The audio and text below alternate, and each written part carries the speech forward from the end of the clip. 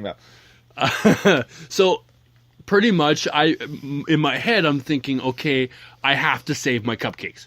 You know, the cupcakes at that point symbolized like everything. I needed to save the cupcakes. And moral of the story is don't save cupcakes. Let cupcakes fall, hit the ground, and call it a day.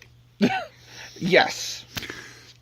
So that's pretty. And then yes, as I'm eating my Twinkies afterwards as the consolation prize, and I'm down to my last Twinkie, and everyone knows the last Twinkie is the most delicious because it is the last, so you savor it more, right?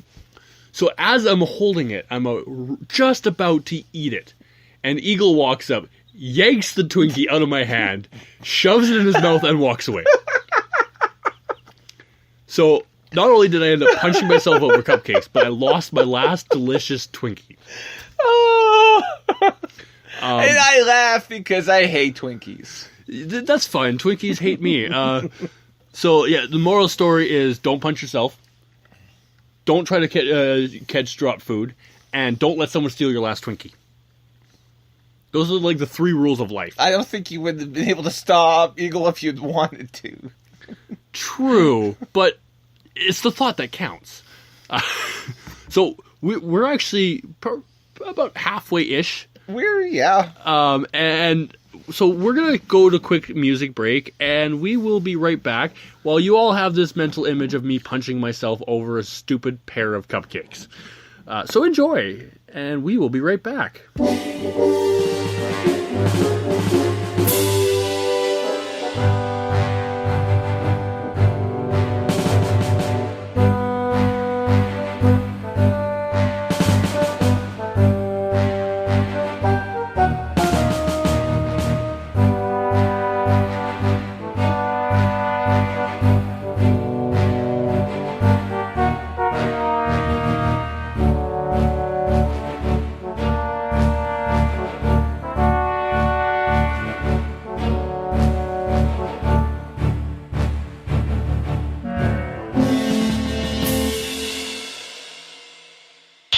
Hey guys, welcome back to the Captain Fizz and Mask Guy show. So we're going to take away from this story, and we're going to move on to a little bit more of a feel-good story. Because 2 weeks ago was C4 Comic-Con here in Winnipeg, and, you know, unlike any other convention, you don't know what to expect with this. There's always some good and some bad, but I know from speaking for myself, the experiences I had during this convention were remarkable. We'll start with the whole with you. You were walking around the convention while you had, I think, 3 of us following you. There was you, our buddy Big Mike, and a gentleman that I've known for several years named Chris Hanlon. And I'm walking around incognito, just as Dad, with my little 4-year-old, you know, letting Mommy, you know, rest at home because she wasn't feeling too good. And you're dressed up as the Riddler. Yep. Chris is dressed up. He's got a Batman mask. I've never even asked him where he got it. He actually bought it there, I believe. And Big Mike is there. And so I'm walking around, and it's crowded. And if you know anything about me, I hate being crowded. And I look over my shoulder, and the 3 of you are following me like a bunch of Batman villains of the 1960s TV series. I think I was actually kind of shaking and dancing behind you and doing the whole sneaky, I don't know, sidekick kind of walk. I don't know the best way to describe it. It's kind of like a whole slinking. I guess the best way is, you know, a villain trying to escape Batman. And we actually did this not just to you, but we did this throughout the course of the Sunday to, I think, 5 or 6 different people, including a Daredevil. No, sorry, not Daredevil. A Deadpool and a Wonder Woman, who at one point we lost, and as we stopped and looked behind us, they were actually now following us. So I guess they got bored of us following them, and I didn't realize they knew we were there because they didn't once look back or turn their head or anything to show that they knew we were there. And then all of a sudden, as we're walking and they're gone, we kind of look back and see them slinking behind us. The whole pretending that, the sneak and all that. So it was kind of funny. And the best moments for me was I really wasn't sure what to expect. I showed up as the Riddler. And, I was definitely went full force. I had my cane, and of course, my jacket, the hat, the tie. I had the socks on with, the Riddler logo, and the pants. I was very noticeable. Plus, you were carrying around a briefcase. That was actually that was later. That was I got that actually later on Saturday, just because I saw everybody with these question marks boxes, and I just I started wandering around looking for them because I knew that was what I wanted. I wanted this, cardboard box with the Riddler symbol because it just suited my costume perfectly. So anyways, I walk in, and the first thing I notice is certain, people turning their heads. There was this family with this little guy, probably about, 5 or 6, dressed as Batman. And as soon as he caught my eye, or I caught his eye, he started to pretend to fight me. And in that moment, I knew that this was not going to be any ordinary weekend. Not like other conventions I've been at where I walk in and it's like, okay, a few pictures here and there, you talk to a few people and that's about it. This was a fully interactive weekend. And it was exhausting. So I in total, I think I was in anywhere from 100 to 130 different pictures throughout both Saturday and Sunday. And then, and this a lot of the pictures were young kids dressed as Batman. The sweetest one though was the little kid dressed up as an Ewok. An authentic Ewok costume with the whole pointy stick that he proceeded to poke me with. But what caught my eye wasn't more so his costume, but the family.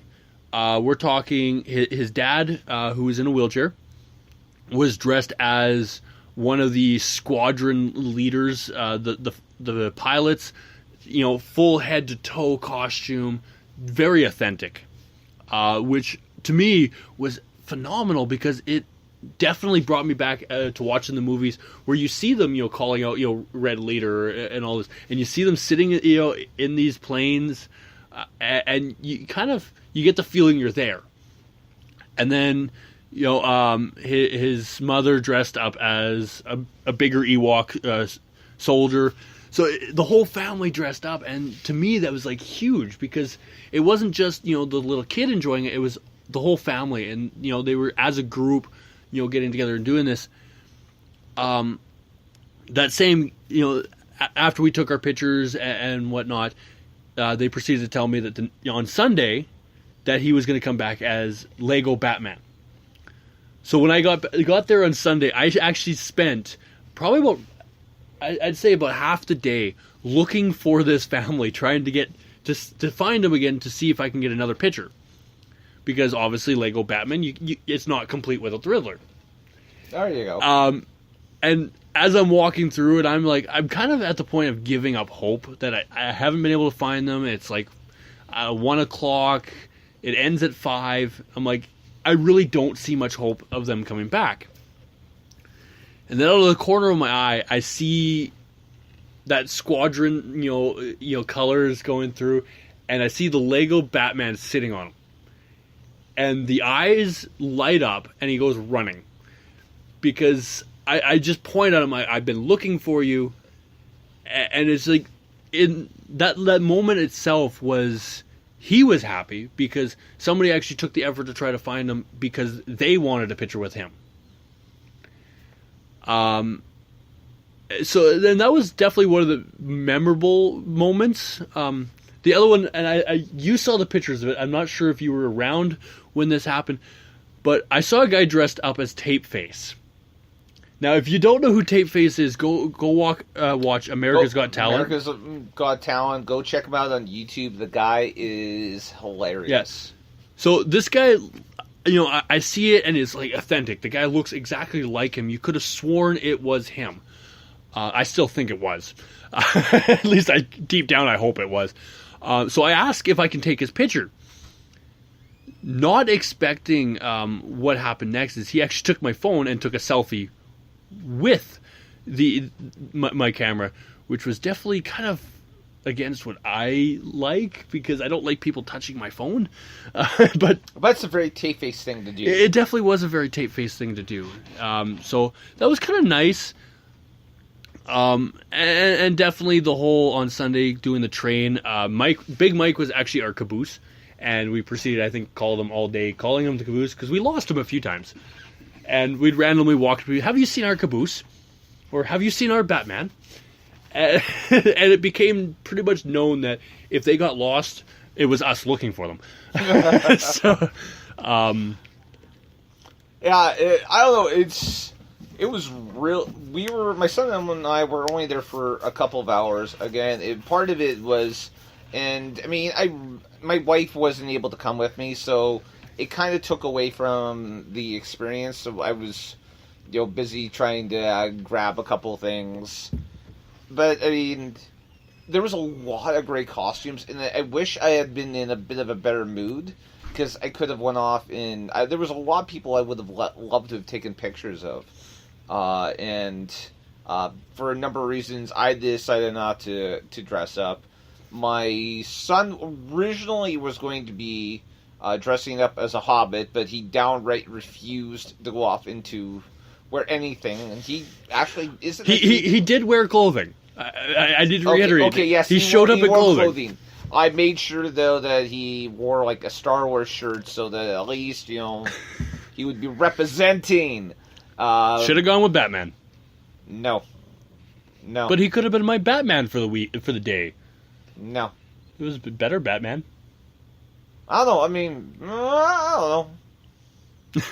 Close enough. I have to think about this, because I'm a huge fan of Gotham, and actually binge watched the last 3 episodes a couple days ago, and then binge watched most of season 2 of Stranger Things.